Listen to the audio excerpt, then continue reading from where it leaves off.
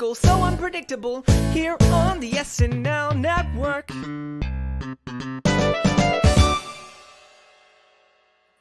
Yes, we are so back. Welcome on in, everybody, to the Saturday Night Network for the first official podcast of Saturday Night Live, season 50. My name is Jon Schneider from the SNN. So excited to be with you on this Monday night and every Monday night throughout the entire season, as we are here to break down all of the greatest moments that we're going to see throughout this milestone season of Saturday Night Live. We are here, of course, as a presentation of LateNighter.com and here to preview all of the news, all of the hot topics that we need to get into before the premiere on Saturday night. And joining us are two amazing guests. So the host of our By the Number show joins us tonight, and that is the legendary Mike Murray. Mike, how are you? I'm doing so good, John. So good to see you. It's season 50. This is the first day of the first week of the 50th season of SNL. And we could say it's the first day of the 5th season of SNN. So couldn't be happy to be back, John.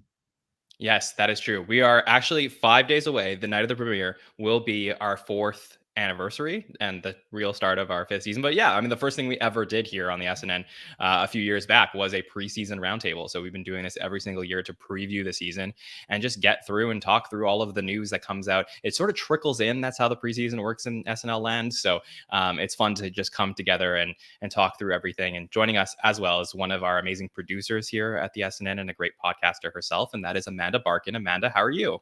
Hi, John. I'm glad you introduced me second because 2 fire trucks just went by. And for those tuning in during the pre-show, John was pointing out the trucks and other things that happen in the background on the streets of New York City, which is where I am. So happy to be joining you live from New York, I guess. Yeah, there's no better way to do it than have a podcaster from New York to give us that New York ambiance as we go through everything from season 50. So very excited for what we're going to be talking about here and appreciate everybody joining us in the live chat. So I know we have a lot of new listeners that have come in over the summer, maybe through our greatest host countdown series or the Everything You Need to Know series that we've been producing and putting out week to week. So that's definitely going to be continuing throughout the season. And I just want to welcome you into our live coverage that we do. So we are going to be live 3 times a week all season long. So after every new episode of SNL, you can join us in case, you're not ready to go to bed yet. You're all hyped up from the new episodes. Join us on YouTube right here for a show we call the Hot Take Show, where we will break down everything and talk through all of the sketches. Monday nights in this spot, we have our Roundtable show, and that is the show where we talk through things from more of a macro level. How are people going to remember the episode in 5 years, 10 years? What are the best sketches? We're only going to talk about the sketches we really want to talk about on the roundtable. And then on Wednesday nights, Mike, you come in, you quarterback that show every Wednesday at 8. Tell the listeners what they can expect for our By the Number shows in season 50. That's what it's called, By the Numbers. It is the sports talk radio of SNL. So what I do is just collect every stat you could possibly imagine about SNL, and we talk about it. So that's screen time, appearances, and just really dig into the show and try to demystify the greatest show on television. And it's so much fun. And I love getting to do it with you. So if you're a stats person, you got to check out the By the Number shows on Wednesday nights. And then on Thursdays, we have a show that comes out in addition to our Everything You Need to Know on the main feed.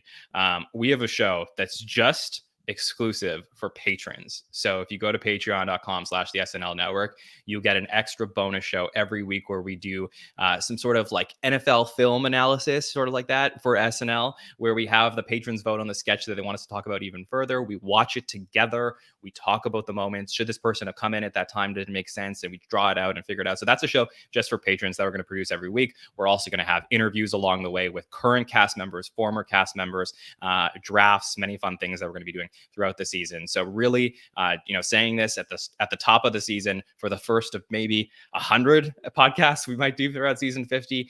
Welcome to our coverage. We're so happy to have you. We can't wait to see you in the chat. We're reading all your comments. So whether it's during the live show or after, post them in the YouTube comments.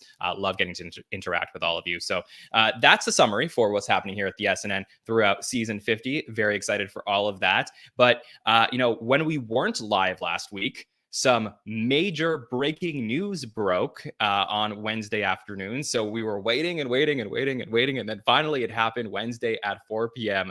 Eastern last week.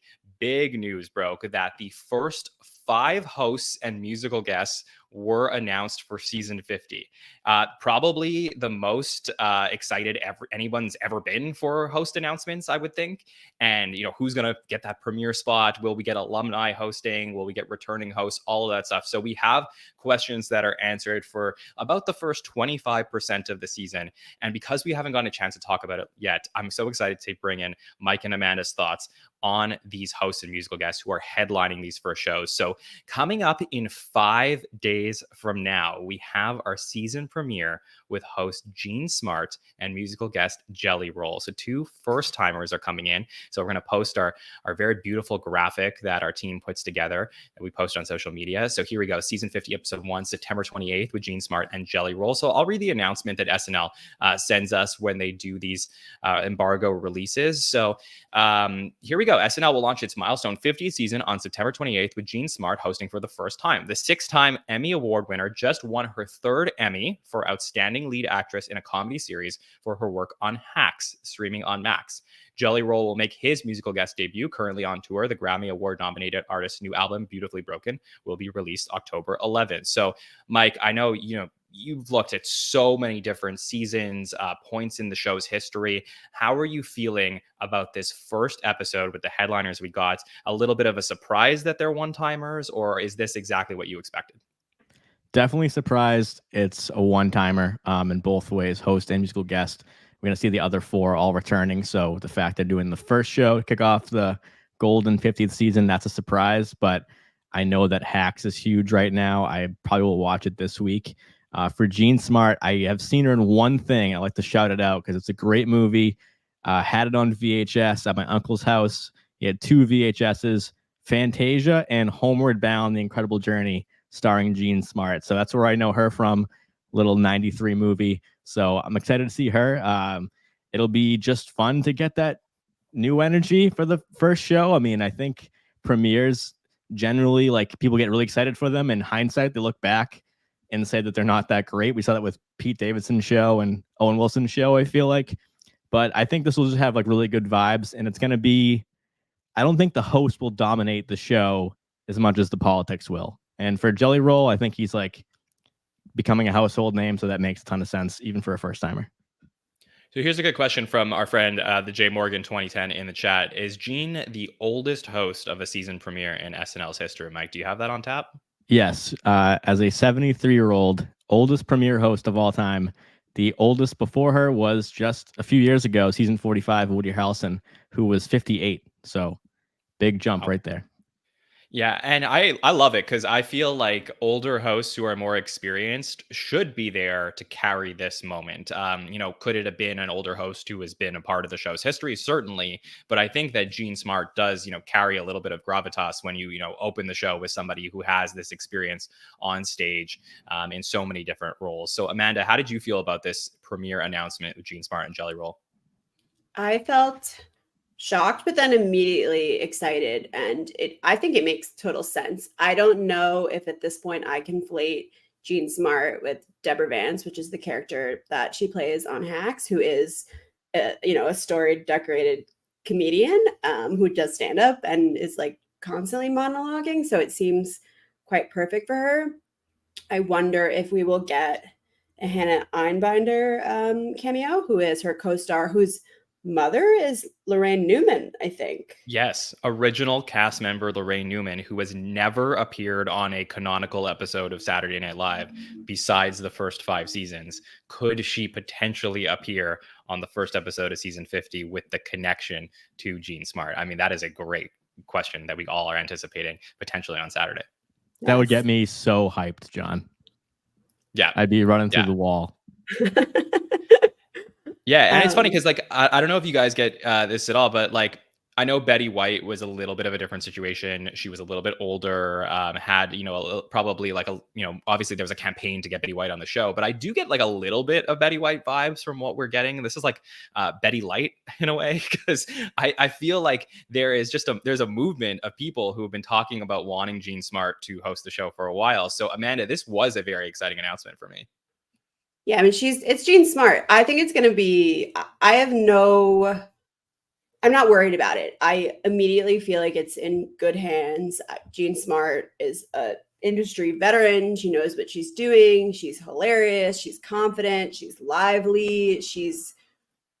There's like something for everyone. You know, she's been doing this for a while. Not this specifically. This will be her first time, but I'm really excited. I also love Hacks, so you guys should watch it if you haven't immediately. This last season was literally so good, and everybody should watch it. And I'm really glad that it got Emmys and that she's getting this off the back of the Emmy Awards, and just really, really excited. And I'm happy to see a woman. I'm happy to see, yeah, she just deserves it. I don't know Jelly Roll. What's his like biggest song? So he's a country music artist. He has a pretty big hit with Eminem now, who is, I think, an 8-time musical guest. So that could Like be Marshall Mathers. Yes. Yeah. Who could be like? Was there another Eminem? I don't know. I thought you were just naming like candies, the like yellow Jelly one. Roll. I don't know. Okay. Yeah. Oh, yes. This true. That is a weird connection. The Jelly Roll and all named after candy. But yes. So the connection to Eminem, who potentially we may get. I believe that Jelly Roll. Eminem used one of Jelly Roll's songs as a sample on one of his songs in his new album, which I think was one of the biggest albums of the summer. So I could definitely see some sort of collaboration there if we're going to talk about bringing people from SNL history into episode 1. He's one of the biggest guests that they've had.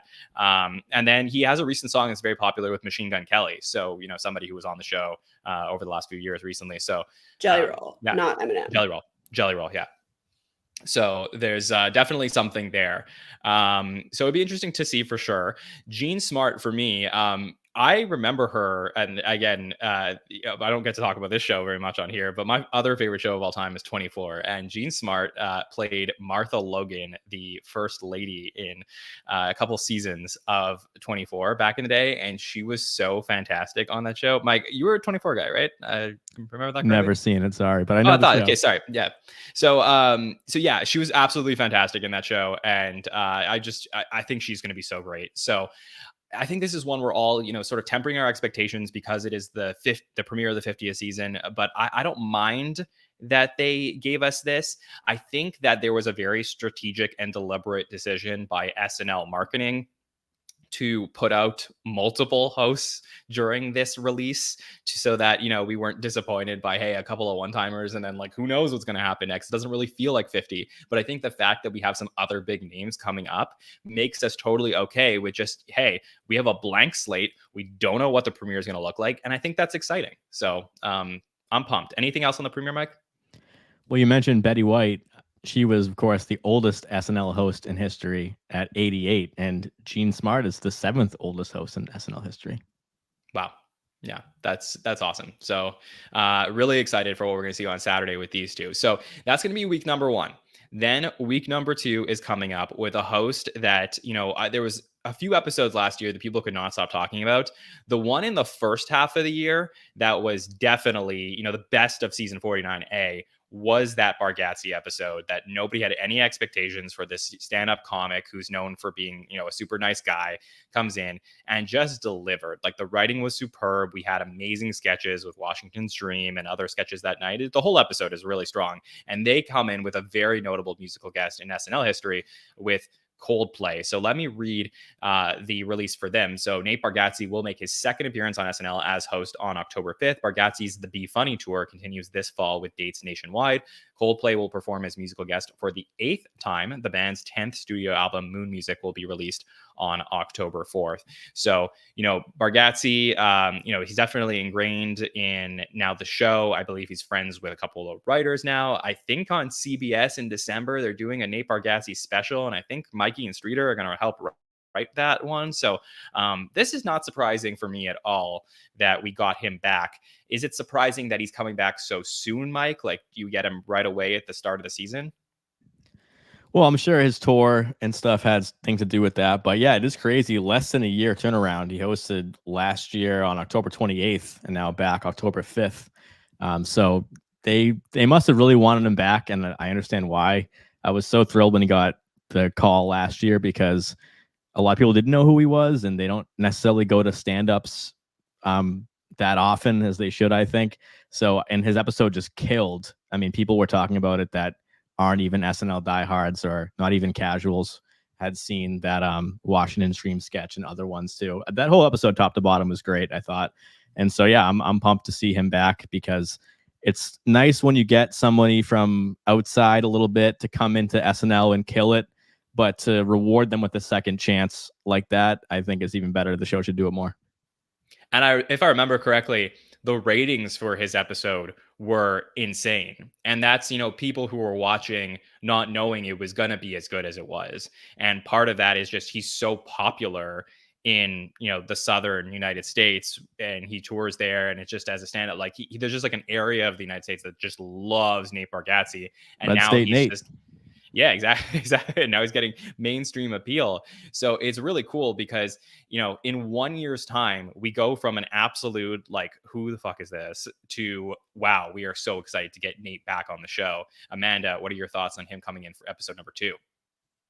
Well, my first thought is I thought we weren't supposed to say the F word, but I've It's now season got 50. We're going into I it. can't fucking wait. In that case, I'm not surprised at all. I feel like he has the makings of Mulaney type. Like I could see them bringing him back every year for a while, especially if his reputation precedes him and he's really a nice guy. Then he's somebody the cast knows that they're going to want to spend a week with, that everything's going to go smooth. It's going to be in good hands. I say, why not? Obviously, we loved his episode last year, and I think it makes sense. And I think, I know we're talking about him in isolation, but I think the mix of hosts for the first 5 shows kind of makes sense. And there's a little bit of something for everyone. So just like to what you said about them strategically announcing all 5 at once, I think that no matter who you are and what you're looking for, you're excited about at least one, hopefully more of the hosts. And I understand the Nate appeal. I didn't know that he was Red State Nate, but that makes even more sense then for the broad appeal. Yeah, and he's a very likable guy. This is interesting from our friend Oversimplified Productions in the chat. Put this comment and says, calling it now if Nate has no scandal. I mean, forget about the scandal part, but just if, he says if Nate has no scandals, he's hosting 5 times. This is the middle of a run. And I had the same thought, Oversimplified Productions. Like, is this the guy that we're calling right now that in 3 or 4 years we're going to look back and he has hosted all of a sudden 4 or 5 times, Mike? Could be the next Buck Henry. I mean, who knows? But I don't know if they're gonna be wanting to get that right now. But I think that if there's anybody who's worthy of having a quick run, a la Mulaney, Buck Henry, those kind of guys, it would be Nate. Well, I guess we'll see. I mean, if episode 2 is even 80% as good as episode 1, then of course we'll be back for 3. Yeah, this is gonna be fun. And Coldplay, I think that the reason that they really work well on SNL is, they're sort of like U2, where they play with the format more than most musical guests. I mean, naturally they have, also mainstream appeal and a very recognizable name. You have to keep in mind when you're thinking about the production aspect of season 50, that there's going to be a lot of people who are going to be tuning into the show this season who have not watched the show in 5 years, 10 years, maybe even 20 years, that are like, oh, SNL's turning 50. I'll check it out again. And when you have a musical guest like a Coldplay, and again, complete opposite of like Jelly Roll, who maybe is, newer and not as well known, it grants you the ability to get those people back into the show. So, look, I think, episode 1, we're all super excited about. There is a chance here that people don't, like, talking about just general mainstream, like, don't even realize that SNL is new this weekend with Gene Smart and Jelly Roll, and only when they find out that it's Bargatze and Coldplay hosting that they just are like, oh, that must be the premiere. Because this could be a premiere lineup, Amanda. Even if it was announced that way, I wouldn't have been stunned. Fuck yeah. Okay. All right. Love it. Okay, so that is episode number 2. Then episode number 3, we get another returning host who's coming back, somebody who's been very well connected to the show over the years. So the following week, our next episode in October 12th, is hosted by Ariana Grande with musical guest Stevie Nicks. So a lot of very interesting, synergy here, just to have, these two coming in, musicians, obviously, to have somebody, Ariana, who, could have been doing double duty, but we get a musician here who has not appeared on the show since 1983. And Mike, I know you're the stats guy, but I believe that that is the longest time between two musical guest appearances in the show's history. It is. I mean, 40 years, 10 months. That's almost 15,000 days. So that's going to be a tough record to break. I was thrilled about this, John. I think we were texting an hour before we got the news, and I was saying that I hope it's not just, I mean, of course, I want the alumni back and stuff, but I really wanted some legacy musical guests too, to kind of bring it home that SNL started 1975. The format was completely unknown, and even episode 2 of the show is really just a musical show with Paul Simon, and they had like the biggest names of the day, of course, but they were getting for years and years like legendary performers. It wasn't just people promoting things that that were coming out right then. So to see Stevie Nicks, and I prefer that to Ariana double duty. So I'm thrilled about this because it just kind of goes back to the roots of the show and brings it full circle, which I hope is the theme of the season. What's crazy is, Stevie Nicks, when she was a musical guest in 1983, the host for that episode, this is season 9, episode 8, was Flip Wilson. Flip Wilson's been dead for almost 24 years. So it's like, like for us sometimes, and I always think I have to sometimes remind myself, because I go back and I watch old episodes of SNL all the time, whether it's for work related purposes, which is trying to, do some stats and stuff like that, or for everything you need to know. But sometimes I have to remind myself that the show was a significant period of time ago. And the fact that Stevie Nicks wants to come back and be on the show again is so fantastic to me. I know that's going to bring in a lot of people, especially, her at 76 years old to come in and perform. I think people are so pumped for this one. So as the release said, Ariana Grande will host SNL for the second time on October 12th, following this year's release of her latest album, Eternal Sunshine. The Grammy winner next stars in Wicked in theaters November 22nd. Stevie Nicks will mark her second appearance as musical guest following her first appearance in 1983. Nicks is a Grammy-winning singer-songwriter and 2-time Rock and Roll Hall of Fame inductee. So, for Ariana Grande coming back, obviously, she hosts for the first time back in season 41, episode 15, does double duty that time. I'm actually kind of cool with her not doing double duty this time. I think I'd rather see her just focus on doing the sketches, and that works for me. She's also been a musical guest twice. The first time was in season 40, episode 1. So going back 10 seasons with Chris Pratt for the premiere of the 40th season. And then this past season, she was the musical guest on the Josh Brolin episode. And we got to see her really anchor a sketch with Bowen Yang in the second half of the show, the Moulin Rouge sketch that we got there. So, I'm not surprised to get to see her in the mix for this episode. Amanda, what are your thoughts on the lineup for episode 3?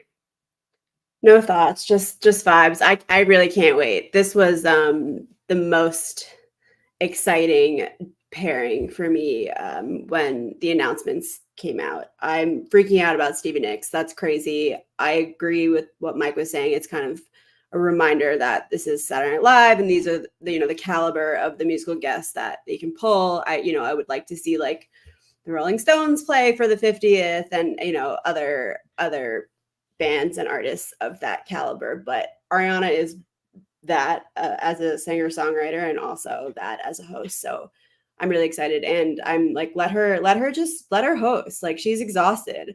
Give her a break. Let Stevie Nicks sing, and I'm sure that she will sing in sketches. There's no doubt that she will, sing at some point. I'm sure she will sing with Bowen. Maybe Cynthia Erivo will come.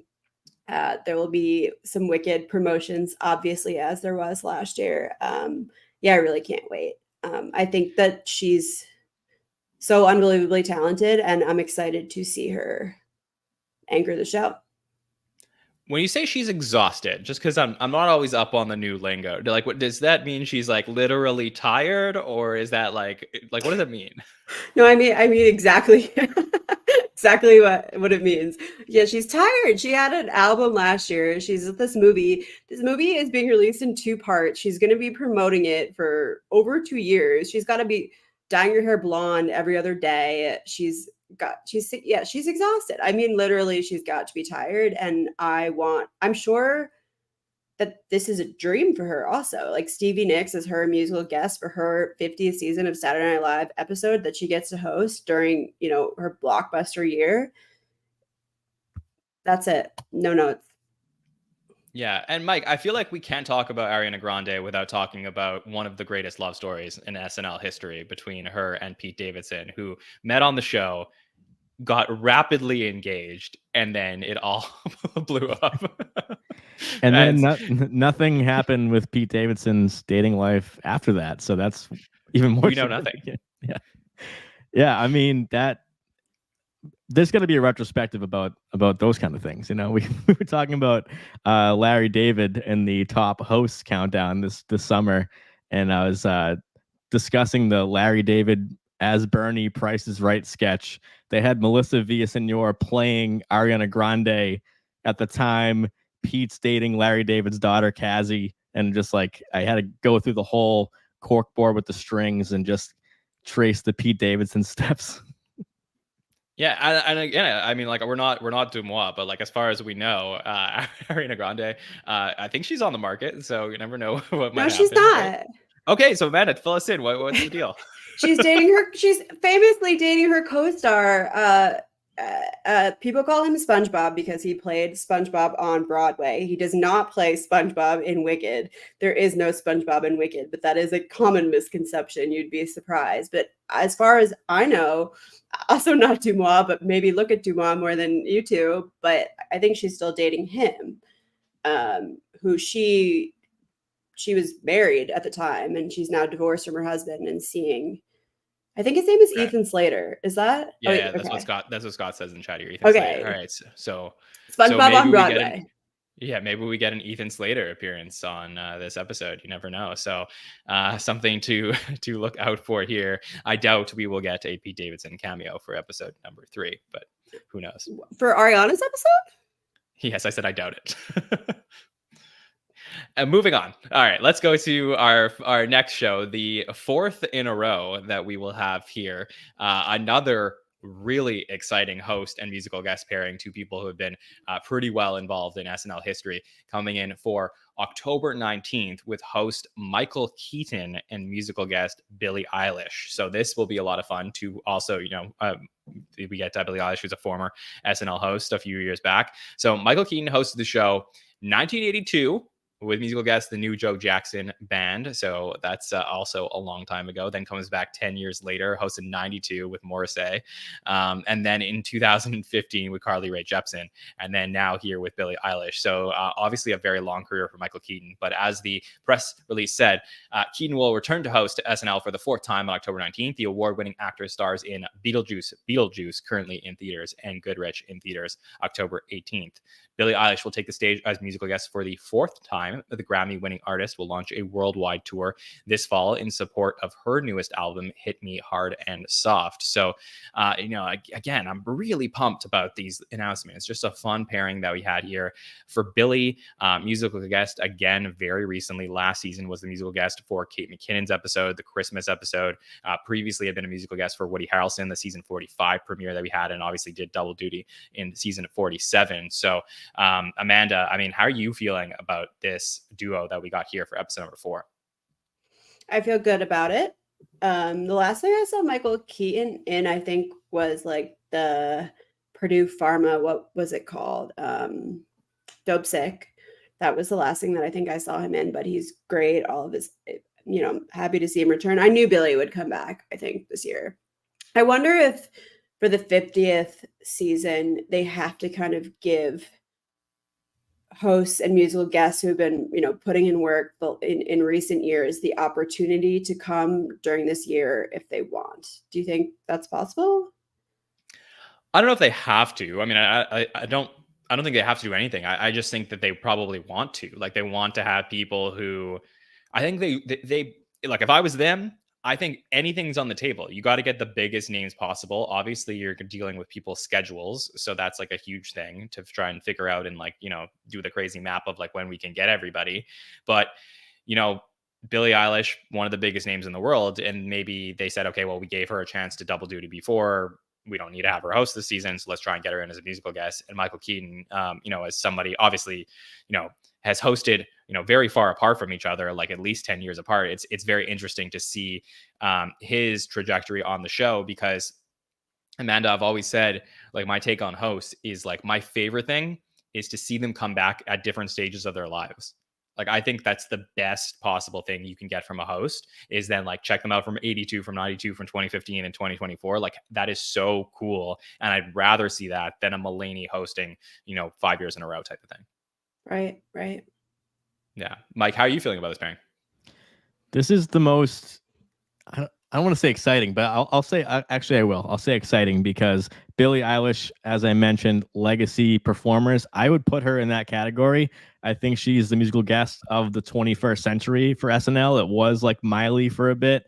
I think it's Billie now as someone who just gets the show, reveres the show, and also puts in everything to her performances. It's not an afterthought. It's like the main event sometimes, with Woody Harrelson with the rotating stage that she did for Bad Guy. And then I loved her performances when she did Double Duty. She was the 200th woman to ever host SNL. So shout out Billie Eilish there. And she's going to be somebody that I could see being a Stevie Nicks, not the gap that we talked about, but somebody who could be 76 years old and still be on SNL, should it be on the air, which I hope it is. So What makes you feel that way? Why? Like, that's such a crazy, like, that's like a weird call. Like, why do you feel that way? Why do I feel that way? Because I think Billie Eilish has so much crossover appeal, and I don't really hear anyone talk about like that she has haters or anything. I guess that's what I mean. And I just think that, I mean, look what she swept the Grammys her first go around, doing something that hadn't been done since like Norah Jones in like 2002 and Lauryn Hill in the 90s. Like, she is kind of racked up the resume at an early time and hasn't really missed since, and just had another huge album. So I just feel like Billie Eilish is somebody who's going to be around for a very long time and has this relationship with the show. So I could see her being back every season, every other season, as long as they'll have her. So I'm definitely pumped. Michael Keaton is somebody that I didn't expect to see on the corkboard for the announcement. But as you said, John hit the nail on the head. I completely agree with you. I love seeing people come back in different eras, because you're seeing them interact with an entirely new cast, new vibe, new subjects to cover.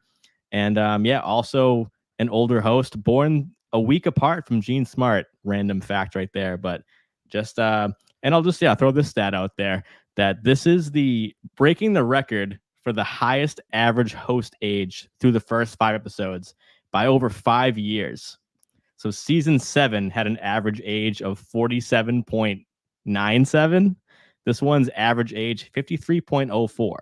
So if you were going into season 50 thinking like they're going to bring back people, I know Gene Smart, outlier, first-time host, but it does kind of match my expectation that they are bringing people back or appealing to like your mom and dad and grandparents and your friends and people younger than you, like that kind of thing. I totally think that's deliberate. I think that you're going to see a lot of people host in season 50 who may never host again, because like, this is like, okay, I'm going to do it one last time. I'm going to come out for the big one, and that's fine with me. So I wouldn't be surprised if season 50 is the oldest average hosted season for a very long time. Like, maybe till, if this show goes on another 25 years, to SNL 75 or 100 down the road, like, if that ever does happen. So that's fascinating to me. And then again, like, the age gap here between Keaton and Billie Eilish is one of the largest age gaps we've probably ever seen on the show, with a musical guest in their 20s and Michael Keaton significantly older than that. So I love the pairing of the headliners that we have here. Just a really, really fun one. And Mike, I do want to ask one more question before we move off of Keaton and Eilish, which is Keaton hosting for his 4th time. If he has a good episode coming up here, do you think that if we were to hypothetically redo that top 50 host list, does Keaton crack it? It all depends on this one. I mean, are you insinuating that he could be a 5-timer down the road then? Is that no? Let's say he does 4. Okay. He's 4 and out. Is that enough for him to be like an all-time great? I'm not sure. I feel like that old question people say, like, can you tell the story of the league without mentioning that player? I don't know if people tie Michael Keaton to SNL. This will definitely refresh our memory and we can go back and watch his old shows. So I hope people do that and they go back and watch the old shows to get a taste of SNL in an era that they probably weren't born in or don't remember as well. So look at Josh Brolin. He was in the top 50, right? So that's somebody who I could say the same thing about. and hosted a very significant show the last time, and then came back this season in 49. And I think he did a great job. So it's definitely a good question. I could see him being in that kind of like upper 40s, early 50s kind of deal.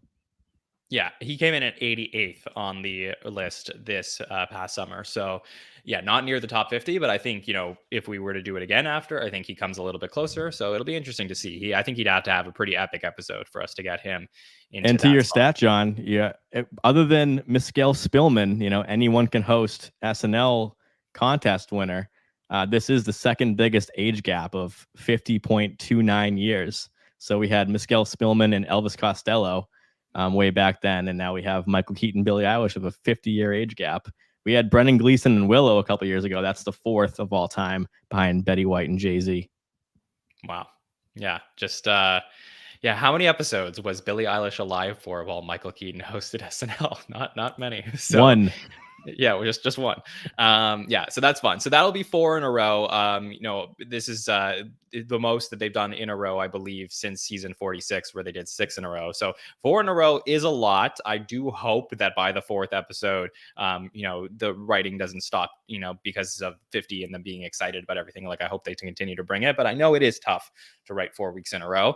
They will have a 1-week gap for that October 26th week. So take that Halloween weekend break and then come back for the first episode of November, and the one that will be happening right before the 2024 presidential election, with 6-time host, and we don't get to say that very often, a 6-time host here in John Mulaney, who is returning for the first time since season 47, 48. I'm trying to remember now. It was 5-timers episode. It was a couple years ago, right? Yeah, 47. Yeah, 47. Yeah, that's what it was. Yeah, so coming back for the first time since season 47 with probably the hottest name in music right now in Chappell Roan. Let me read what SNL sent us about that. So SNL will return on November 2nd with John Mulaney hosting for the 6th time. The Emmy winner stars in the new Broadway play All In, comedy about love, opening December 11th. So this time promoting Broadway. And obviously we've seen his theatrical sketches that he's put on SNL, maybe another Mulaney musical in the works for the 6th time. Chappell Roan will make her musical guest debut. Her album, The Rise and Fall of a Midwest Princess, has spent 9 weeks in the top 5 on the Billboard 200 charts, and her latest single, Good Luck Babe, has amassed nearly 1 billion streams. So this is somebody that absolutely blew up, and just people were, wondering when we were going to see Chappell Roan on Saturday Night Live. John Mulaney, feels like, as much as I feel like Gene Smart is an exciting exciting host for the premiere, Bargatze, great host from last year, Ariana Grande obviously has some history with the show, and Michael Keaton hosting for the first time. Mulaney's like the first one that I feel like is in the family that is coming to return for season 50. Former writer at the show, hosted 5 years in a row, had a 5-timers club moment. Like, you can't tell the story of the series without talking about John Mulaney in it, and they bring him back as the first of those hosts for season 50 here. So Amanda, your excitement for Mulaney and Chappell Roan? Very, very excited. Thought that Chappell would be the musical guest for the premiere for some reason. I wonder if it just didn't work out the scheduling and if they tried. I'm actually going to see her on Saturday at a festival in New York. I'm a little bit scared because these crowds have been absolutely insane for her shows all summer, because like her rise was so exponential that just like infrastructure wise, nobody has been prepared to host her shows. And she's not even headlining the show that I'm seeing on Saturday, which she obviously should be.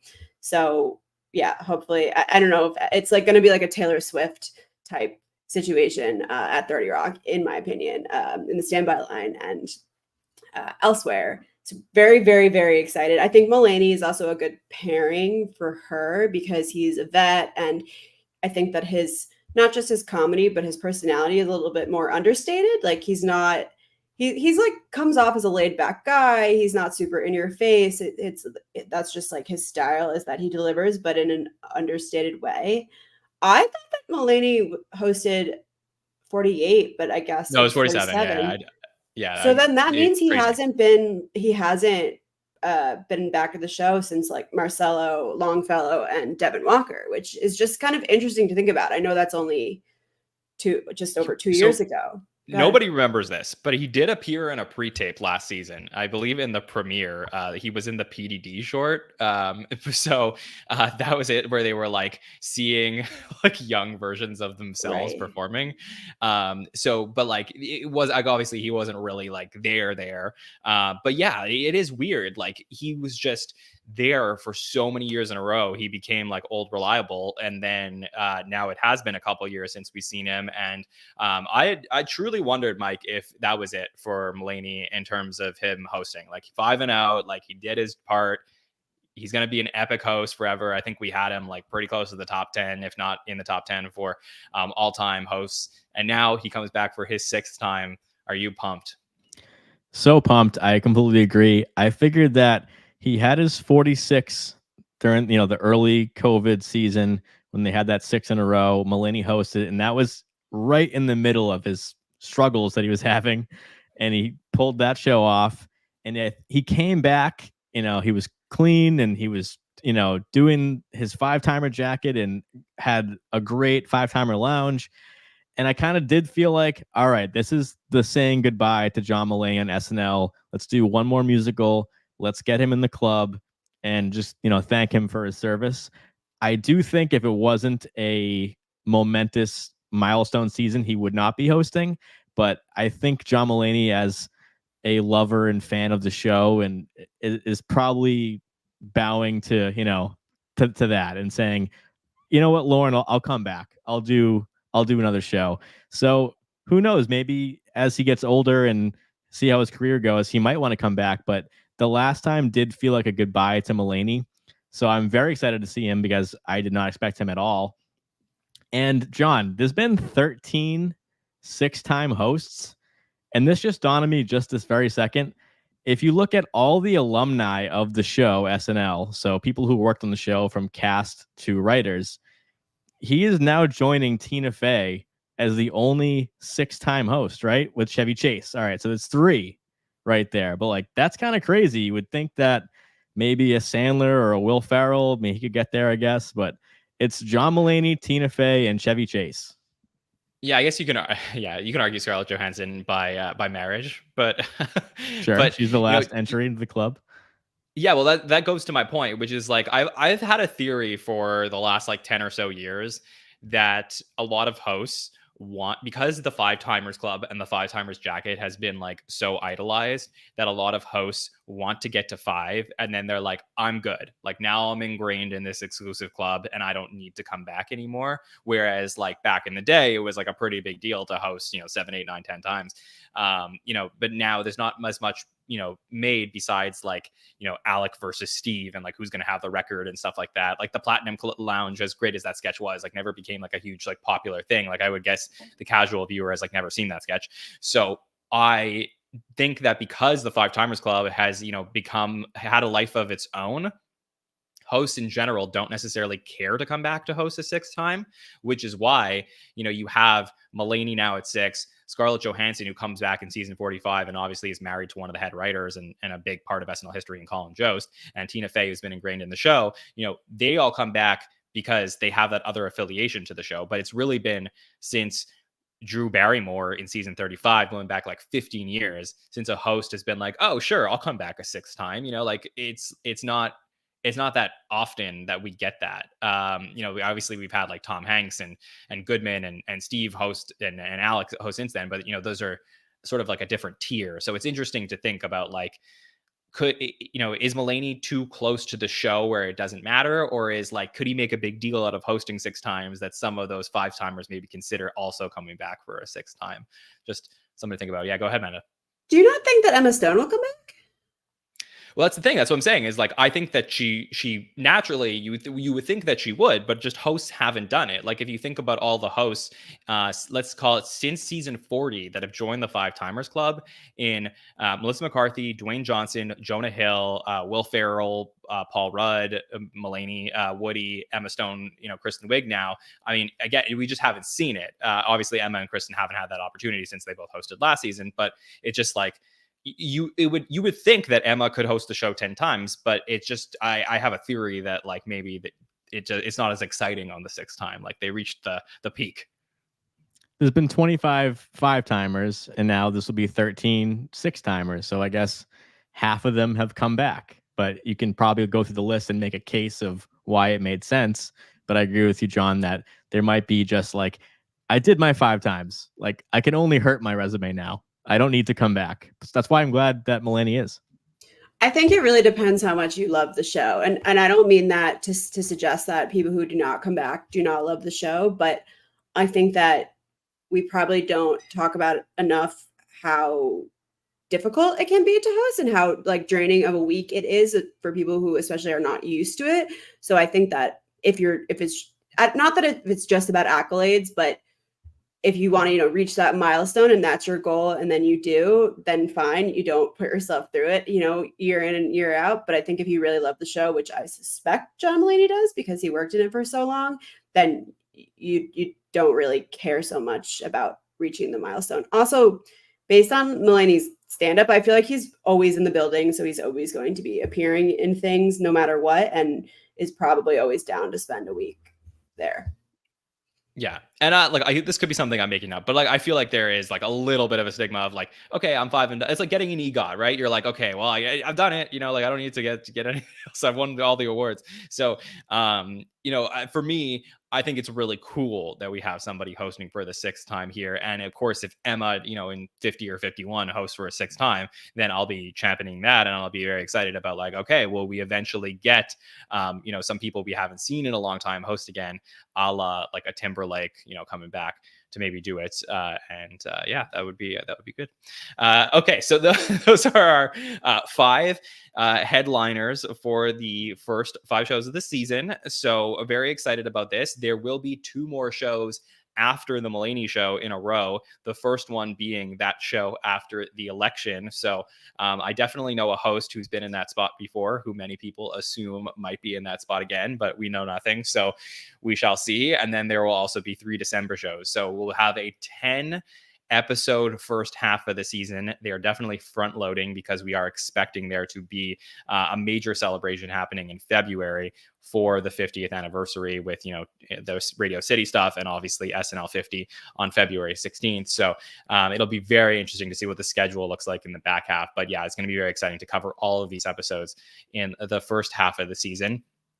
Those are just the headliners. We also have an entire cast to talk about here. So I'm very excited to talk about the 17 performers that we have here. So let's talk about all the news that has happened, that has broken over the last few weeks. And some of the stuff we got to cover during our host countdown. And that was really, really awesome.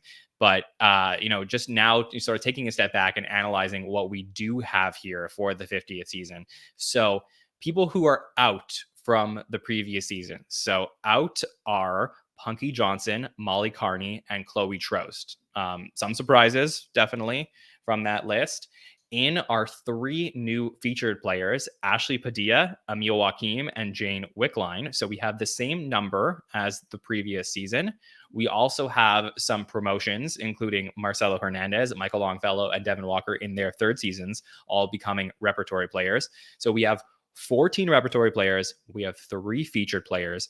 2 of the repertory players are Jost and Shay, who are, weekend update anchors who don't appear very much in sketches, but we do have others who have been on the show for a very long time, including Keaton Thompson, who has been on the show for over 20 years, returning again.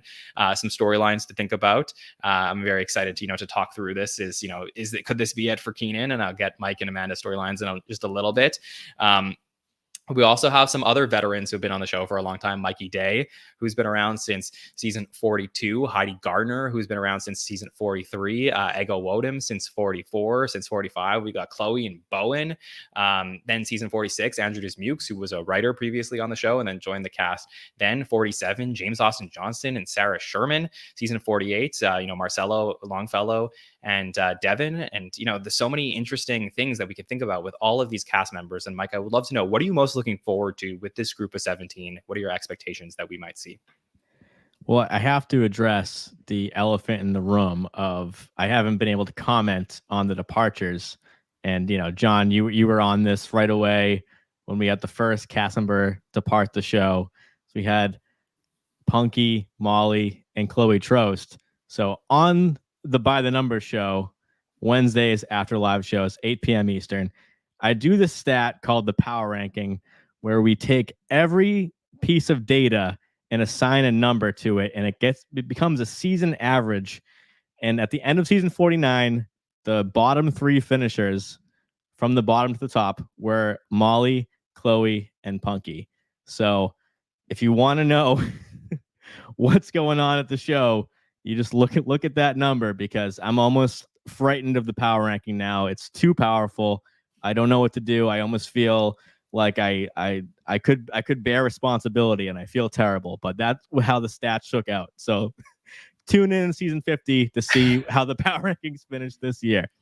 For the newbies. Yeah, I was gonna say, Mike, just to jump in on this, statistics are records of events. That's all it is, basically. Right. So we're just putting what you see on the screen with your eye test, and we're just translating it into data that you can then form your own opinions on. That is what Mike does every week on the By the Numbers show. Is he just takes the data and we sit there and analyze it.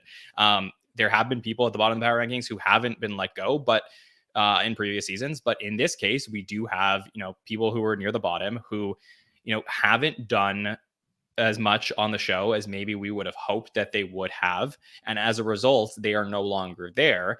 And, as much as, SNL is a place where, we want to support and root on all of these people in their careers and whatever they're going to go on to in the future, Saturday Night Live is a naturally competitive environment. It goes back to 1975, the first days of the show, where, Chevy was dominating and, everyone else was like, I want to be the star of the show as well. And how do I get my stuff on? With 7 or 9 cast members in the first season, it's a different case. But when you start to get, 17 minus Jost and Che, so 15 cast members all vying for screen time, it becomes an extremely competitive environment. And, it's one of the things that I think a lot of people who watch the show don't realize how many steps go into actually getting a sketch on screen. From conception of the sketch to staying up all night writing it, to finding the writers who match your voice, building alliances with the right writers in the writing room, to, be able to then put together, proper screen partners. Do they cast you in an A role or a B role and a C role in a sketch? Or you just have one line that absolutely crushes? Are you dominating in screen time? And then all of the people who are going out there, they're not only performing for the audience, for the people at home, but for agents and managers and publicists and people in the industry who also want to support them in their careers in the future. So all of these things we do think about when it comes into evaluating cast members throughout season 50. So, you can watch a show and enjoy it as it is, but you also have the choice to watch it from the perspective of analysis. And that's what I love about what you do, Mike, is that you break it down in a really simple form for us. So just wanted to give my 2 cents on it. Great pitch, John. Need you on my PR team for power rankings and By the Numbers. But yeah, that was the impetus for this podcast, the SNN, and of course, my weekly show, By the Numbers. It is a competitive game. It's like John said, from the beginning to the end, to make it on air is a process. It's not like they say, these 6 live sketches and these 2 pre-tapes are going to air this week. Let's prepare. It's moving and shaking through dress rehearsal. So that's why I liked to do that data. But as far as this season, I mean, I would have been shocked if we got no one new. We left last season thinking like, all right, they have built the team for season 50. And now we had 3 leave and 3 come. So very SNL of them to do that and shock us and bring on 3 people the same night that Chloe Trost announces her departure and stuff. So as far as these 3 new people, I don't know anything about them, and I kind of like it that way, because sometimes I know the person going in and I kind of root for them or know their styles of comedy, but in this case, I don't. So I'll be watching and, seeing how they debut. That'll be my first By the Numbers segment. So I'm excited for it, because anytime someone's new, I root for them by default. Yeah, and if you want bios, by the way, on any of these 3 new cast members, we did talk about that a couple of weeks ago in our, cast countdown. I think 25 minutes into the 4 to 6 that we released, and we also put it up as its own video on the YouTube channel if you want to go check that out as well, about us talking about Ashley and Emil and Jane. But for you, Amanda, what are the storylines you're thinking about when you watch these 17 cast members this season? Well, what I'm thinking about, especially because we're going into season 50, I'm wondering, one, are we anticipating more cameos per episode this season for the same reason that you said, people are down to host that wouldn't otherwise be? Do people just want to pop in because they want to cement themselves in the legacy that is this season? And if so, maybe this is a question for Mike. Do you think that the average, power rankings are going to be lower for each cast member as a whole this season for that reason? Especially particularly cameo heavy episodes, maybe towards the Christmas episode or whatnot. I guess I'm just a little bit concerned with 3 new cast members. How are they going to cut their chops this year, specifically with an already not the most dense cast we've had in recent years, but not lean by any means, I would say. To answer your question, Amanda, I think absolutely, because we saw it this year. We had Mikey Day, Heidi Gardner, and Bowen Yang just chasing in a 3-way tie all the way to the finale last year, the Jake Gyllenhaal show. And if you look at their seasons, they were great seasons, but they didn't even come close to a Keaton season a couple of years ago, because last year did have on average over 2 celebrity pop-ins per show. So Amanda, great point, because I think we're going to see that a ton. There's definitely going to be a lot of alumni or friends of the show that will happily pick up the phone and say, hey, I'll fly to New York on Friday and I'll meet with the writers and I'll do a cameo on Saturday. But I don't want to do the whole week. So there's definitely going to be a lot of that this season.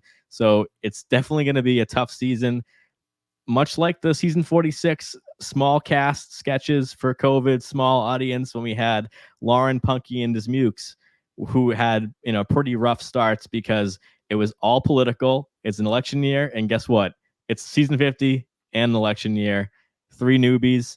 The deck is stacked against them, so the power rankings will be lower and it'll be more competitive. So it's going to be interesting to watch. I completely forgot about the election year component because we've been focusing so much on the pomp and circumstance of season 50. It's an election year, and in our last election year, it was COVID. So this is a lot to pack in. But I guess the second half of my thought was that, considering this is going to be a packed year and screen time, everyone's going to be fighting for screen time. Were these hires, in keeping in mind, were they looking forward to season 51 in anticipation of a somewhat mass exodus after this season? I don't know. I think so. I think that they had to absolutely be thinking about the future of the show when they hired these 3. When you do bring on people in an election year, it is tougher. I mean, I think in season 42, Mikey Day ended up having a pretty good year, as well as Moffat, and Melissa not as much. But the season 46, I think it was really tough for Punky and Andrew and Lauren Holt to sort of, eventually, find their footing. Obviously Andrew's the, last one from that class, but I don't have any expectations for Ashley and Emil and Jane, unless they're sort of get the James Austin Johnson treatment of being thrust into some sort of major political impression. But my storyline for this cast, and we're going to be doing a cast draft on Wednesday night. So you can join us live Wednesday at 8, and we'll be talking about each of these cast members in more detail on Wednesday. But just for some overall thoughts, last year, I had the thesis that season 49 was the most ensemble that Saturday Night Live has ever been. And, with respect to all of these great performers, I don't know that we had one who I could say was the no doubt, no-brainer star of the show.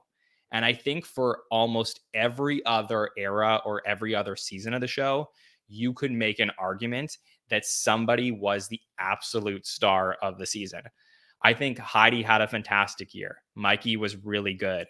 JAJ continued to rise. There were some really good players, but I don't know that you necessarily say oh wow, this was elite level stuff. This was of the, this was a Phil Hartman-esque season, a Will Ferrell-esque season. We didn't get that from anybody per se. And that could be because the cast has extreme camaraderie. It could be that, how the writing has been being done. But I am curious to see if there is going to be a cast member here that is going to take over the show this year, because I think it's up for grabs. And I was actually talking to Punky Johnson recently, who is doing in a great place. And I was sort of, just chatting with her and making sure she's good and she's excited. And hopefully we'll get her on the show sometime soon. And I said to her, I was like, I'm really pumped for this cast because I think that there are 6 players out of these 17 who on any given night could take over the show. And I'll give you these 6 and you'll tell me if you guys agree with me. But I think Mikey Day on a given night could dominate the show. Same with Bowen Yang, Heidi Gardner, James Austin Johnson, Ego Odom, and Marcelo Hernandez. Those are the 6 that I think could just be like, that was a Marcelo night. That was a Bowen night. That was a Mikey night, a JAJ, a Heidi night, all of that. Sarah and Andrew, who I think are really, really popular, to us as cast members, who their writing is the most creative at times and their sketches feel fresh and really exciting. I think they both had moments over the last few seasons where we're like, wow, MVP of the night, Andrew, MVP of the night, Sarah. But I don't know if the consistency is there yet where I could say, I'm going to truly feel like Andrew, like that was an Andrew night or that was a Sarah night. So I think that as of now, I'll say that they're probably the next tier until I see perhaps one of them taking over the show. But I think those other 6, the Mikey, Bowen, Heidi, James, Ego, Marcelo, I think those are the people who any of them could be the star of the show this season. Keaton, I think we've seen regression in season 49. I think he's a plug and play guy at this point. He's there. You do put him in a sketch when you need him, and that's that. And then I think Devin and Michael Longfellow are still figuring it out. The question will be in this season, will they end up figuring it out? But that's how I see the cast as a whole, because I know that 17 is a lot of people to process at the same time. But if you sort of like tier them out in a way, I think you can better evaluate who might do really well this season or not. Mike, does my theory make sense to you?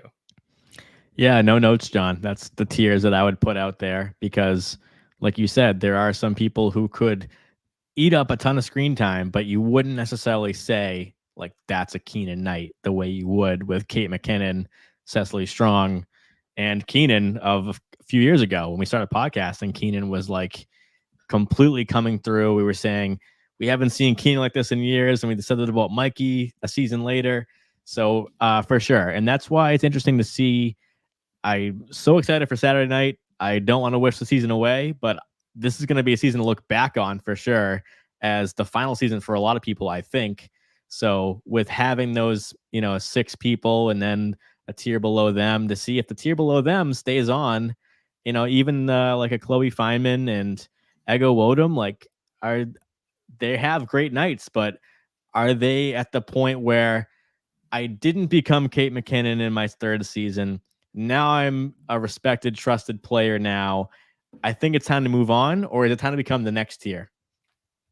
Yeah, I did mention Chloe, by the way, because who I feel is sort of become more of a role player, which is totally fine. And I think that's what she's best suited for. So for me, like, I think that she could have a very solid season as a B player or a C player, and then we're happy to have Chloe. So that's not a problem with that. But yes, you're right. It's interesting to me, Amanda, because I do feel like Andrew and Sarah are the ones that most people end up, at least on the Hot Take Show in the chat, we end up talking about their sketches. And it gives me, not just because Andrew reminds me of Forte, but it gives me Will Forte vibes as an example of a previous era where you have a cast member that really stands out in smaller doses. Who has their one sketch every night that you just love. But, when you walk away from the show on a given week, you see like an absolute, force from, one of the other cast members who may be more of a veteran presence, who will just, have 3 or 4 things in the night that they will anchor. So, is there anyone here on this list of these, repertory players that you feel like you're really watching this season that may have a major storyline? I feel like it could be any of them. I feel like we've really set the foundation for any of them. I would like to be surprised and see somebody have kind of like a breakout season that we weren't expecting. But I think that I'm just like looking at the list. It could literally be anyone. And we've had a little bit of a shakeup with writers, right? We had a writer leave and 3 new writers join. Is that right? Yeah, we'll talk about that in a moment too. Okay. sorry, I just it's hard No, to you're good, divorce you're good. that. Like we don't know if there's a change up in the writers' room. We'll see who these writers pair with, or if there's pre-existing relationships. I really don't know. It could be absolutely anyone, and it could be based on the first two host pairings. If someone breaks out, has just like works well with the first two hosts and then gets on a hot streak, then that could be it for the first half of the season. I think that we're going to see Marcelo continue to rise in star power. I think that we will continue to see Heidi and Mikey be characters and anchors and utility players and really just like workhorses in every sketch. I'd like to see Devin Walker do, we've seen last year we saw him do some political impressions. That was kind of a niche that he carved out for himself. I don't know, like, fortunately, Tim Scott is not a huge deal in like the current landscape, but unfortunately for Devin, but I want to see him kind of find another niche. I'm really just fascinated to see how this plays out. And, we don't know. It depends on who the new cast members gel with. Like I feel like it's really kind of a fair game for anyone. And that's kind of crazy. I don't feeling that way going into the season. So, Mike, the next time we get to hear from you on the podcast will be 9 days from now, where we have our first episode of data, and we could start to, prognosticate and see how the season may look like. But while there is no data in the spreadsheet, if you were going to Vegas right now and putting all your chips on one of these people to lead the power rankings, can I ask you who you will be betting on for season 50? I'll do a caveat. Thinking that there's no one going to be leaving mid-season, I'm going to put my money on Bowen Yang. I feel like this would be the volition of his career. He's going to have a great season. He's established himself as somebody who people know, they recognize his name and face, and when he pops up in things, they're excited about it.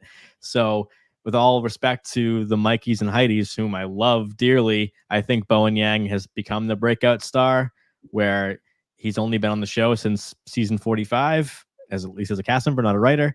So I would put my money on him. So I'm going to say I will put him number one, barring him leaving early, which I wouldn't anticipate, but it's possible. It happened with Cecily a couple of years ago. So we will talk about that, John. You'll be on with me. So if you love Jon Schneider, tune in on Wednesday. You'll see him again too. I'm going to add my chips to that. I don't know if I have chips. You didn't designate me any, but I'm going to add you have that. Chips. He was just profiled in the New Yorker this issue, and I think that the culture around him is considering him the star, whether or not we do, as looking at the numbers and looking at his trajectory. I think that there were points where we maybe thought his star would shine brighter than it did. But I think that to the extent there's a monoculture, I think the monoculture is all in on Bowen Yang, and that's only going to get more insane when Wicked comes out. So we'll see how that works out. I'll throw a storyline out there again too. I did last year, maybe with a little controversy, but I'm excited to see Michael Longfellow, because going back to the power rankings, he was fourth from the bottom. He got the bump up to rep player. So I'll be on Weekend Update watch for Michael Longfellow. He won't anchor the desk this year. I can almost guarantee it. I thought last year would have been the year for Joseph Shea. It wasn't. They hung on for 50. I'm glad they did. But do we see him emerge as more of a sketch guy? Does he stay where he is? Because his power ranking score, his rookie year, 45. Last year, 35. He dropped way down, got retained. So Lorne could have him in the waiting.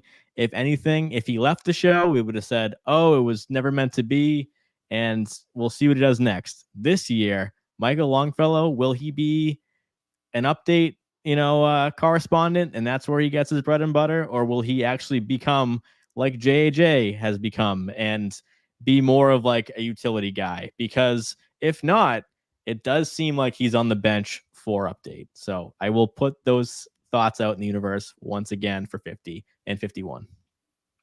I love it. I mean, if he had left, I would say it's just another case of huge missed potential. Clearly, he's a prospect that I think that they are building. I hope that we get to actually see it on the show as much as we can, because everything I do think he's in, he's fantastic. Love what you said about Bowen. I certainly feel like the show wants Bowen to be the star. I know that this is something that has been a storyline for the last few seasons in the preseason. A lot of people, he's the hot pick for, the guy that's going to sort of take over the show. He hasn't actually done it yet, in my opinion. I think he's had a lot of great moments, but it's not been consistent enough for me to say that he's the absolute star of Saturday Night Live right now. There's a chance. I think they also want it to be Marcelo. I think they have a lot, behind him right now. They're definitely putting out a campaign to, he's the clear new favorite, the sexy pick. So I could see it being Marcelo. And again, old reliables and Heidi and Mikey there as well, who are going to continue to stack stats every single week. So it'll be so much fun to get to see this as we go and watch these storylines from season 50. Of course, like I said, we're going to be talking about each of these cast members in more detail as we draft them on Wednesday night at 8 p.m. Eastern. So Amanda, you teased us a little bit because you talked about some writers. So I know that, not everyone's in tune with all the writing that happens behind the scenes at Saturday Night Live. So, writing is a really integral component to the show. These are people that you sometimes get to see on screen and you're like, oh, that's really cool. I get to see that writer, but you don't always get to see them. And because there are, so many writers that have passed through the doors over the years, they're not as easily recognizable as like a Conan O'Brien who wrote at the show, or John Mulaney, Larry David. You get to know these people who wrote at the show once and they come back. But these people are so important to the cast members actually getting on the show that the relationships between the cast members and the writers is the secret sauce that makes the show works. And we have had some changes in the writer's room so far this season. So let's talk about the news that broke last night. So we have some new writers for season 50. This is from Vulture and our friend Jesse David Fox, who has been on this podcast before. So shout out to Jesse with the scoop that says, ahead of the September 28th premiere, Vulture can confirm that we have 3 new writers here. Ali Levitan, Moss Perricone, and Carl Tart have all joined the show as writers here. So really interesting stuff from the new writers entering. Let's talk about the experience for some of these people. So Levitan's an actor, writer, and comedian whose first job was as a writer for Showtime's Our Cartoon President from 2019 to 2020. Her short film Flail was an official selection at the 2024 Sundance Film Festival, and in May it was announced she co-wrote Molly Gordon's upcoming directorial debut, Small Parts. So she's also the daughter of Modern Family co-creator Steve Levitan, so clearly has been in the business for a while. Amanda, I believe that Rachel Sennott has partnered with Levitan for some stuff. Is that correct? Rachel Sennott?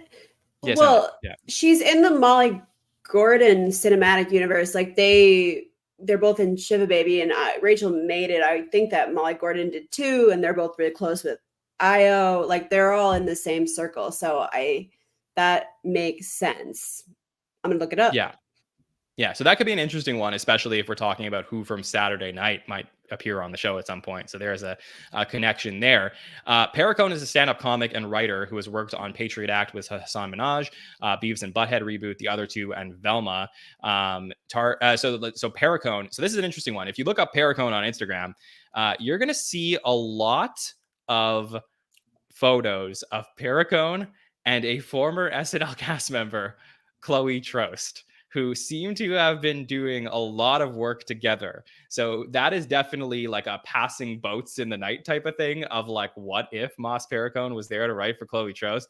I mean, Mike, like we thought PDD and Chloe Trost were going to be a sort of a duo. They didn't end up putting that together last year, but that could have really been something. So I'm curious to see how Moss will do on the show. Yeah, so interesting. We came in the season. I thought Chloe Trost, we were all saying, like, let's give her a fair shake. Don't say that it's because she's tight with PDD. And then she never was in one PDD short the whole season. And now she's gone. And I'm so sad about it. So this is interesting. You have to wonder when the hire and the fire was made. Like you said, ships in the night, because that is interesting. We're going to talk about, I'm sure, like Dan Bula, like being promoted. That's good for Sarah Sherman's stock. So this would have been great for Chloe Trost's stock. Totally agree. The final writer that's added is someone who got added a little bit ago that was released, that news. Carl Tart, who you may have seen in 2 seasons of NBC's Grand Crew, wrote for Keaton. So very interesting connection there. Brooklyn Nine-Nine with, of course, Andy Samberg, and the Mad TV reboot. A beloved figure in the comedy podcast world, known for his frequent appearances on shows like Comedy Bang Bang, often alongside Ego Wodum and Doughboys, as well as his own podcast as well. So this is a fascinating hire here for someone like Ego, who, we lost Alex English as a writer this season, who, Alex wrote with Ego. Gary Richardson also wrote with Ego, who is no longer at the show. So now we get Carl Tart in here. And, this is somebody who, when we posted that Carl Tart was hired as a writer, our social media blew up. Like, people are very excited. Could this potentially be somebody who joins the cast one day, who makes appearances as a writer? Well, I can tell you from the audition list this season, Carl Tart was a callback this season. So that means he auditioned for the show and they cut it down to, however many people. They brought in, let's say, like 15 people. They liked half of them, so 8 of them. And then they brought them back for a second audition. And Carl Tart was the next round before the hires. So he easily could have been a cast member this season. And he was the one who was chosen as a writer instead as a cast member. So I think that, like a Bowen Yang, like an Andrew Dismukes, there's potential here for Carl Tart to eventually graduate to the cast. And that would be very exciting for us, Mike. I would think so. Definitely. I could see a Sudeikis scenario happening mid-season even. Like, Sudeikis auditioned, screen test for Update, didn't get cast, didn't get Update, got hired in the writing staff, dances behind Tom Brady. Next thing you know, he's on the cast. So it could happen with Carl Tart, and I'd put him on Update watch as well. Yeah, and we're going to watch out to see what sketches we get with the name Tart on them throughout the season. Of course, we'll be talking about that, as we go. So, the Carl Tart news, the Moss Paracone, and Levitan as well. And then we also had some changes behind the scenes in the writer's room, in that we have Dan Bula, who's been at the show for a very long time. We mentioned him. He's writes a lot of musical sketches. He tours with Sandler. Like, he's very well involved and ingrained in the show. He is now a writing supervisor. So he's that next level up of being involved in a lot more sketches. And then August White, who has been our, basically our favorite writer to talk about here on the podcast, involved in so many great sketches the last couple of years. She's also a writing supervisor. So we're excited to see what she can do. I think those are 2 great changes to the writing team. Head writers, all still the same here for season 49 in the Allison Gates, Srigo Seidel, and Ken Sublette, who have been around at the show for a while. So they're all returning for season 50. Celeste Yim, I believe, will be at the show, returning to the show at some point soon. So they are not out of the show. Gary Richardson, Vanessa Jackson, and Alex English are the departures in the writing staff. So, Amanda, anything else on the writers before we keep going? I guess I really, first of all, the Tart is a really fun name. So I hope that we see more of him because I like his name. But Gary Richardson and Alex English, I wrote together a decent amount, and wrote with Ego and Devin and Punky. I guess with Punky's departure, it doesn't matter so much, but I hope that Devin, I'm less worried about Ego because she's more of a veteran, but Devin finds a way with some of the new writers or slots in with other writers. It's just interesting to see. I really liked Alex English. And I really like him as a stand-up, so hopefully he'll, go on to do other things. It's kind of a bummer, but interested to see. God. No, I was gonna say it'll be fascinating, and I love your points because, like, I think what's interesting here is when I talked about the storylines with the cast members, about the 6 people who I feel could take over a show in any given night. I had that thought before August White and Dan Bula were promoted to writing supervisors, and Dan Bula writes a lot with Sarah Sherman, and August White writes a lot with Andrew Dismukes. So, the 2 people who I feel like are constant MVPs for us in short bursts, could they now be further ingrained in the show? from a writing perspective, I think that's a fascinating storyline to watch throughout season 50. So something to think about for sure. The last thing we did not talk about when it comes to storylines for season 50 is, as Amanda said before, the 2024 election that is happening ongoing. Feels like it's been going on forever. It's never going to end. But, for all of the craziness that has happened with this election cycle since we last left Saturday Night Live in May, it's still like we still haven't seen anything, right? Like when we left, all the talk was like, okay, Mikey's going to be playing Biden and JJ's going to be playing Trump. And then Biden, they do this, debate in July, and then Biden ends up dropping out. Kamala ends up, taking over that spot. And then who's going to take the role? It's announced that it's going to Maya Rudolph, who, has played the role previously in 46. And then, the two vice presidential candidates. And, it's not always that the SNL does something with the VP candidates, but it's certainly possible that we may see a Walsh and Vance, impressions that are going to be happening pretty soon on the show.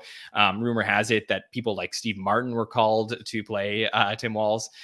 So it's really fascinating to get to see what SNL may be doing this year with the election, because in addition to season 50, with all of these amazing headliners, these new cast members, the new writers, all of the pomp and circumstances of the 50th, there is a major election. Some people say the most critical election in United States history happening, and SNL will now have the next month and a half to cover it, Mike. So what are your thoughts about how SNL will be handling all of the craziness that is going to occur soon?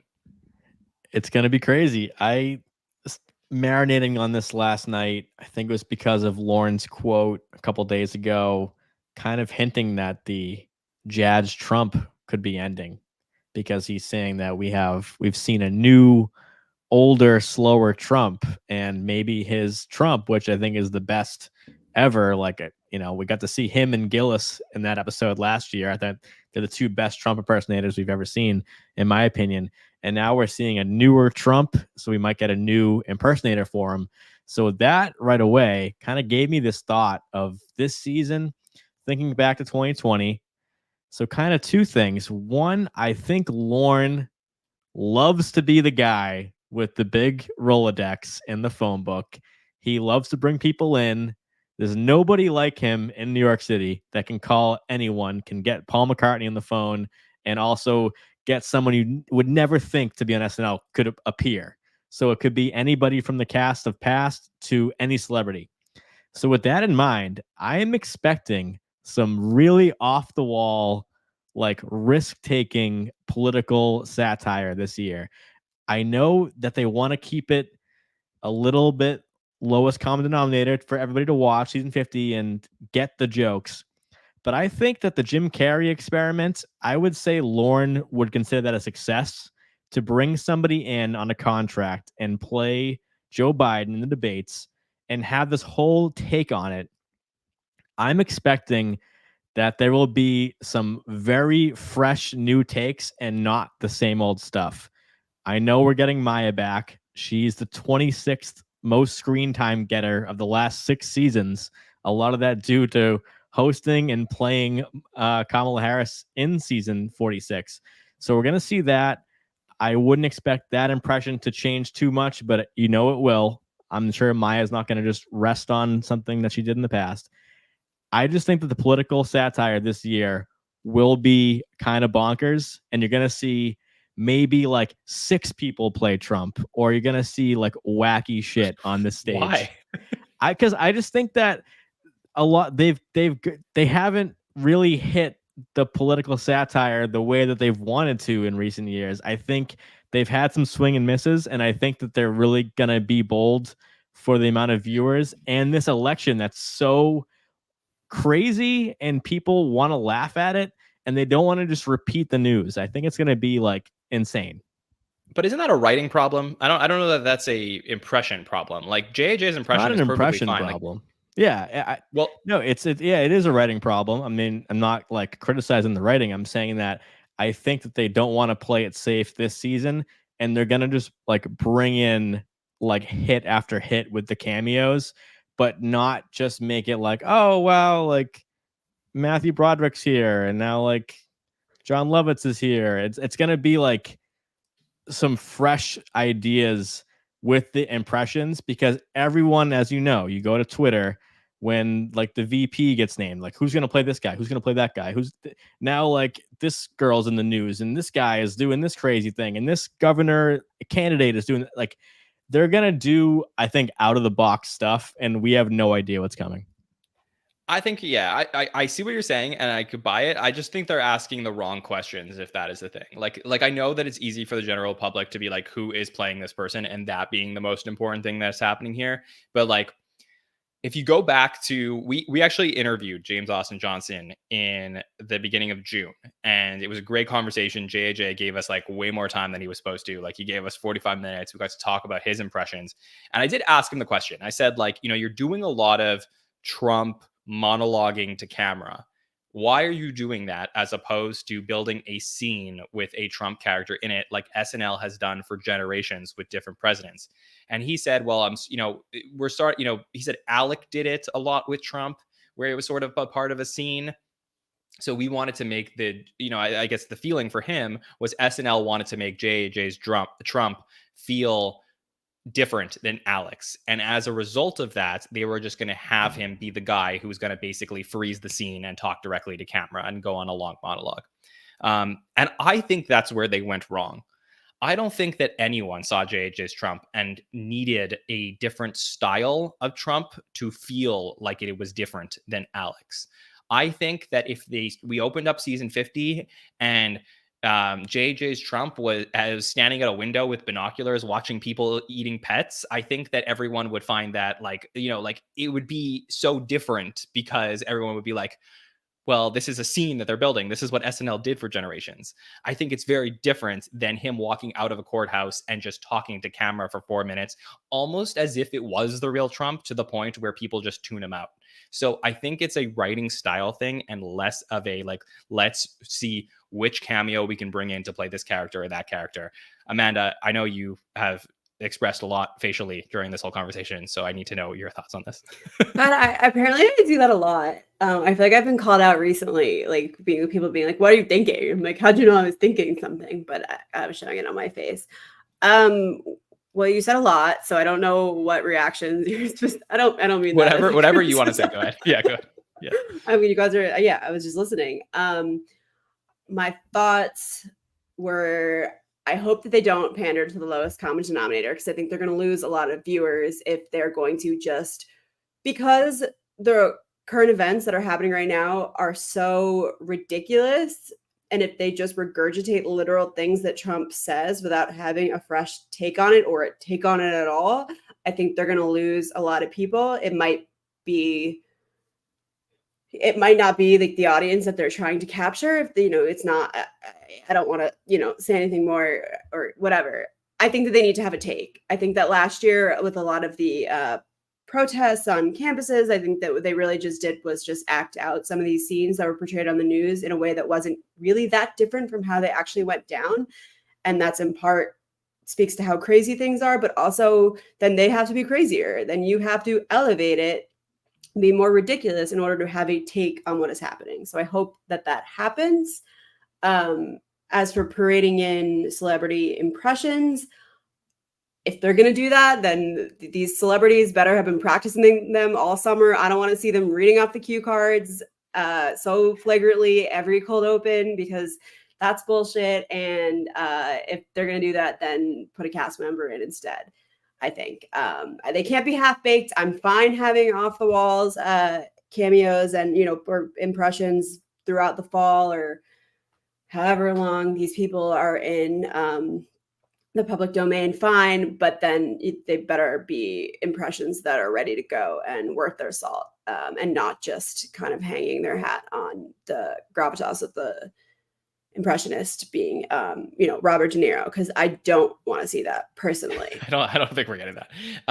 But I love the point. And you know what I think the other thing that's sort of like an underrated storyline of this election cycle is that because everything is so non-traditional and weird and different that typically what would be happening is like we would be going into the premiere and like debate number 1 would be happening this week and they would be covering it. And then next week they would be lampooning debate number 2. But because like we don't know when there's going to be debates. I know that there's a VP one that's coming up. And, you know, like there's just anything could happen at any moment. There's like crazy things that are happening in the world. Because of that, they sort of have a blank slate to do what they want, which is a good thing because they're not limited in just repeating events that have just happened over again. But it also tends to lead to a lack of focus of having a take, which you are talking about, Amanda, because, you know, if there was one thing like a monoculture thing that we are all watching together, it is easier for the writers to say, okay, everyone's going to understand the take we're having here in a particular sketch. Whereas when we don't know what the cold open will be on Saturday night, it becomes a little bit more difficult to do that. So there's a lot of things to think about when it comes to this, but clearly this will be a major focus for at least the first 6 episodes, unless we get a Bush v. Gore situation. But at least the first 6 episodes of the season, we will have, you know, or a Trump v. Biden situation. That's true. I guess where it goes into January. Yeah, that's true. But it was a little different, right? Because it was more like, I guess for a lot of the country, it was still up in the air. So yeah, I don't know what this year will look like. It is very exciting that we have them to cover it and for us to get to talk about what they end up doing. So, you know, those are all the major storylines from season 50. Before we wrap up our show tonight, Mike, I just want to open up the floor to you. Anything else you're thinking about this season that you are excited to see? Excited to see, celebrate the greatest show of all time. Don't shy away from your history. Give the people what they want. Make them laugh. Make them remember how great the show was and is, and just do it with a lot of joy and have people just think about like, holy shit, this show is still on. It's still great. It's the type of show you can't get anywhere else. And just lean into the history. I want to see bumpers. I want to see set designs. I want to see references. Like, we always talk about these Easter eggs and we kind of like, you know, get on the podcast and talk about them and get excited about it, but like, they don't hurt other people. So like, give us more of them. We want to see that stuff. So give us all of that stuff. If not now, when? We'll see you Saturday. Amanda, for you, any final thoughts on your expectations for season 50? I really can't follow that. That was really inspirational and borderline emotional. No, I love the show. I love the podcast. I love New York. I love America. Vote blue. Yeah. That's it. Well, look, not for in me, that order necessarily. Yeah, sure. I mean, look, for me, I love Saturday Night Live. I've loved it from the moment that I first saw it. I thought it was the coolest show in the world. I was like, whoa, like celebrities, like they're like talking to me at home and they're really funny. And like you get to meet these people before they become the biggest stars in the world. I fell in love with the show. I watched it and I got to be so lucky to watch it with friends and make my own sketches and hang out with them and do music videos and just fall in love with these people on the show, follow their careers and watch SNL through good times and bads for many years, getting to start this podcast and meet an entire community of people who love the show from all around the world, all different types of people who love Saturday Night Live. And this is our Super Bowl. This is the biggest moment in SNL history here. And if the show is good, if the show is bad, I don't really care. Like, I want it to be great and I hope it is great, but let's just celebrate the fact that this show is on for 50 years, that we are here at this place in time where we can celebrate something that has brought so much joy to all of our lives. And let's have the most fun we possibly can have talking about it. So I hope you join us for our coverage throughout season 50, because we are going to have a blast here, no matter how great the episodes are. Come and join us in the chat and just laugh, and we'll find things to talk about because there is so much here. If you thought this hour and a half, this is just the tip of the iceberg into what we're going to get into this season. If you thought it was good, it's going to get even better. So Up next, we have our SNL 50 cast draft on Wednesday nights. That's always fun. If you want to get a little competitive, you can do that at home as well. So, it'll be so great to get to go through all the cast members. We're going to have 8 panelists on with us. It'll be a jam-packed show on a Wednesday night. And then the moment will be here on Saturday at 1:10 a.m. Eastern. I will be live with 3 panelists to break down all of the best moments from the first night of season 50. And I hope you will be with us as well. We're going to take your thoughts in the chat. We're here to party together as we bring in the premiere of SNL 50. So it'll be so much fun. And of course, the roundtable. And then Mike will be back with By the Numbers next week, and all of our patron coverage. Everything you need to know about season 13 of SNL will be out on Thursday as well. So there's so much here happening at the Saturday Night Network. We encourage you to support the show by subscribing on YouTube, Apple Podcasts, Spotify, so you can take us on the go, so you never miss any shows that we are producing throughout this entire season. And follow us on social media, whether it's Instagram or TikTok or X or even Facebook. You can find us at the SNL Network. We have so much additional content that we post every single week on social media, with extra statistics and fun graphics about every host and all the things that are going on here at the SNN. So give us a follow, reach out anytime, write to us in our DMs, comment on the videos. I love getting to interact with you. Trust me, being a part of this SNL community has been the greatest joy. So I love you all, and I'm so happy to have you on board for this season. Mike, anything you would like to plug as we say goodbye tonight? Nothing I haven't already said. Watch SNL. Tell your friends. Say, hey, it's season 50. There's a great podcast called The SNN. Check out By the Numbers Wednesday, 8 p.m. after live shows. And I'll see you there. Hit me up at SNL Mike Murray on Twitter, Instagram. If you have stat questions, happy to do them. I'll do them live on the show, in the live chat. Have great fans. Become a patron. We love you. We love SNL. We'll see you soon. Yeah, and Amanda, thank you so much for joining us as well tonight. Anything you would like to say goodbye to the listeners about? Don't DM me about stats, because I won't know, but definitely DM Mike. You can DM me if you want to know why I'm voting for Kamala Harris, or that's actually all that I have to speak on. Otherwise, yeah. Excited. Okay, perfect. Can't wait for the season. Yeah, seriously. Amanda, Mike, thank you for being so open with your thoughts and opinions about the show. It was a great preview podcast. I thought I was excited. I'm even more excited now. So sincerely, thank you both for joining us. Thanks for everyone in the chat for joining us on this Monday night. Reminder that we will be live every single Monday night throughout the season. So you got to come and hang out with us throughout the entirety of season 50. So I want to thank LateNighter.com, our presenting partner for this show. If you've never been to LateNighter.com, go to the website. So many cool articles about SNL and late night television. So we're so happy to be on board with them again for another season. And thanks to Mike, thanks to Amanda, and everyone in the chat for joining us live tonight. My name is Jon Schneider from the Saturday Night Network, and we will see you next time, everybody. Have a good one.